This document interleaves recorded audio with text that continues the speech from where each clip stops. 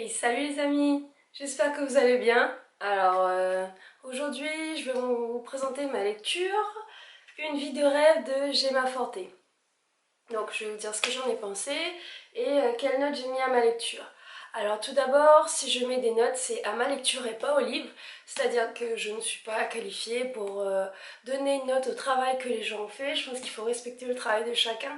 Je note comment moi est-ce que j'ai lu le livre, à un moment précis, comment est-ce que je l'ai apprécié ou pas.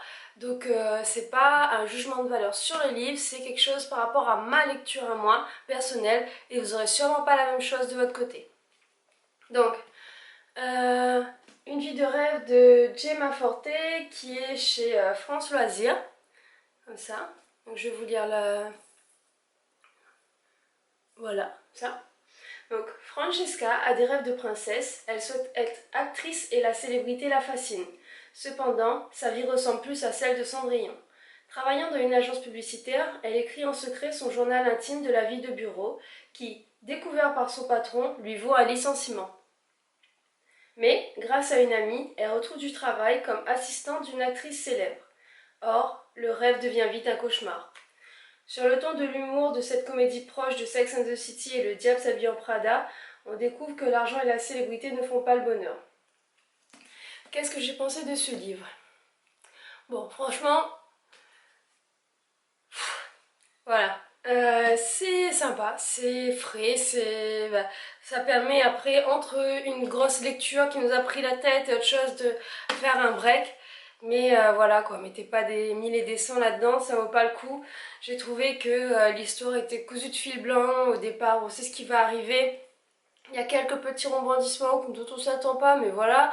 Je trouvais que ouais, j'avais beaucoup de mal moi à rentrer dans l'histoire, dans le monde, enfin qu'a décrit, c'est un monde normal, hein, mais on sent que ça colle pas quoi. Quand il nous parle des acteurs, de tout ça, que c'est très en surface, il y a peu d'intérêt.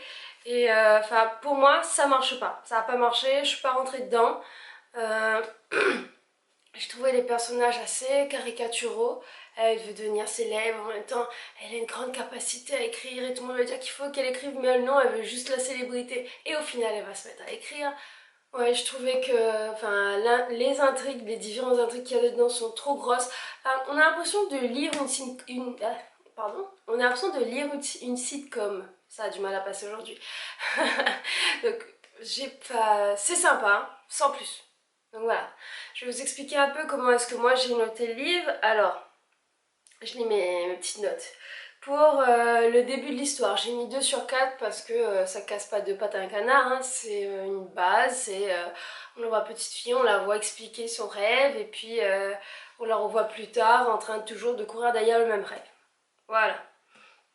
Le suspense et l'intérêt de l'histoire, j'ai mis 1 sur 4. Il n'y a aucun suspense, hein. Voilà.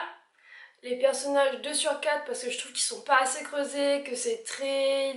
Enfin, c'est... Ouais, on n'apprend pas grand chose d'eux. Leurs réactions sont assez... Ouais, c'est une sitcom en fait, c'est un livre sitcom, je sais pas comment machin. L'originalité, bah 1 sur 4. Voilà. En même temps, on dit que ça ressemble au Diable s'habille en Prada et Sex and the City. Et je trouve que pour avoir regardé Sex and the City et Diable s'habille en Prada, il y a quand même une profondeur, quelque chose qui... C'est pas une profondeur, hein, mais voilà quoi, ils ont des fois des réactions auxquelles on s'attend pas. Il y a des choses qui sont plus travaillées, qu'il n'y a pas le temps de travailler là-dedans. Et pour l'écriture, je mettrai 2 sur 4. Si je mets 2 sur 4, c'est que c'était écrit correctement. Mais j'ai pas appris de mots nouveaux, il n'y a pas eu de... Enfin, il n'y a pas eu une syntaxe particulière, donc voilà, c'est la base. Donc en tout, ça nous fait un petit 8 sur 20. Donc je précise bien que c'est ma lecture que je note et non pas le livre.